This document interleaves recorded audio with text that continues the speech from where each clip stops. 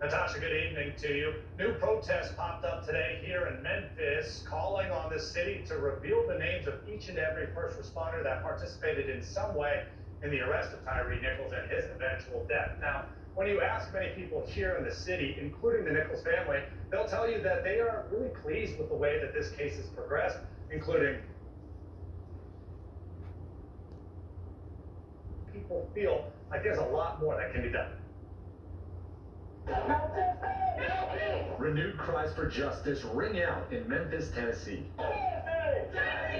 These protesters are demanding accountability from all first responders seen in the recently released footage of the Tyre Nichols arrest. Some officers, sheriff's deputies, and paramedics are more culpable than others. Memphis City Councilman J.B. Smiley wants the police officer who initially tased Nichols to also be fired.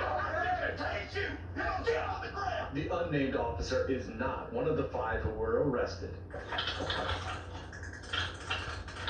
2 sheriff's deputies and 2 Memphis firemen have also been relieved of their duties pending an internal investigation. News Nation has asked for their names, ranks, and specific allegations against them, but the city has refused to answer our questions. Nichols' family attorney, Tony Romanucci, says they're working with the FBI and the Department of Justice on identifying each person that participated in some way of this arrest. We're very pleased that they did what they did with the 5 officers who administered the severe beating, but I hope they don't stop there. I think there's a lot of accountability here. There's a lot of culpability.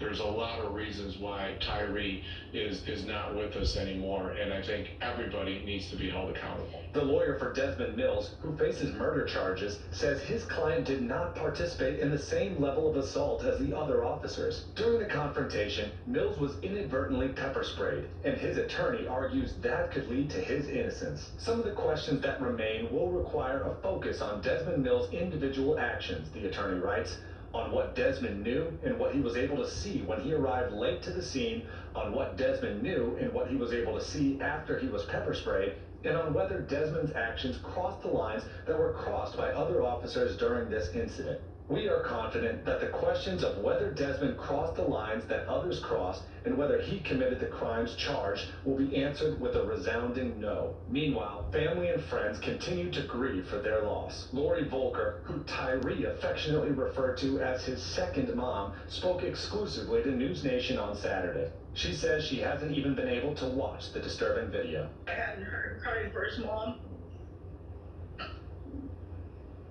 That's really hard. And that touches all moms. Like, all moms can feel that.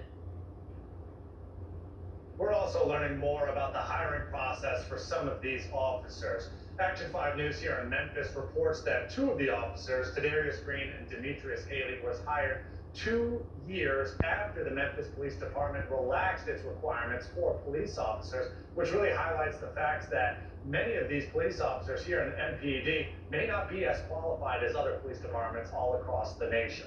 An initial court date has been scheduled for these 5 officers. Their arraignment is set to begin on February 17th. Natasha. And appreciate that context as well. Alex Capriello live for us in Memphis. Thank you. Meanwhile, lawmakers in Washington are also reacting to that police body cam video released in the wake of Tyre Nichols' death. Members of Congress on both sides are condemning the actions of the former officers involved, with Democrats renewing their push for more police reform. Correspondent Joe Khalil live for us in Washington with more on that newest reaction. Joe?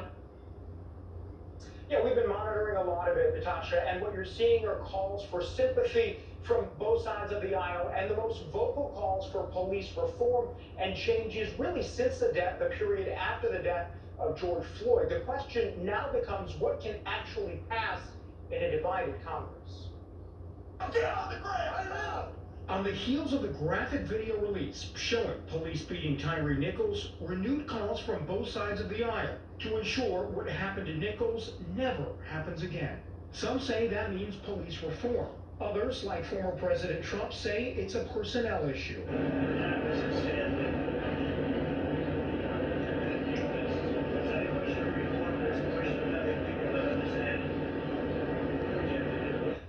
Senator Dick Durbin says Congress should consider measures to strengthen screening and training and raise the requirements for a person to become an officer. and suggested a full federal investigation of the Memphis Police Department as a whole. We've got to be very honest about it. There are good policemen out there risking their lives for us, but there are those who should not be on the force and are just not made for the job. Republican Congressman Jim Jordan cautioned against demonizing all police officers for the actions of just a few. That too, he says, has serious consequences. We're not getting enough good people applying because of the disparagement on police officers. There's been this defund the police concept out there. There's been this attack on law enforcement. Newly elected Congresswoman Summer Lee, the first black woman to ever represent the state of Pennsylvania in Congress, says police reform is a start. When I think about the dehumanizing effect of videos like this, I think about a mother of the movement that I know myself, who is from my own community. Other Democrats in Congress say it's time to pass the George Floyd Justice in Policing Act, a 2021 bill that, among other things, makes it easier to prosecute officers for gross misconduct, limits qualified immunity that shields officers from being sued, creates a registry so officers fired for misconduct aren't hired by a different department, and restricts certain police action, like no-knock warrants and chokeholds. And Natasha, the Congressional Black Caucus, which is a pretty powerful caucus in the House, has already asked President Biden for a meeting at the White House to discuss potential police reforms. Given the weight that they carry, they will likely get that meeting. And I should also mention there are a lot of lawmakers, we're going to mention Chuck Schumer specifically, who have said that he hopes everybody honors the wishes of Tyree's family, in that when you protest, you do it peacefully and you don't get carried away.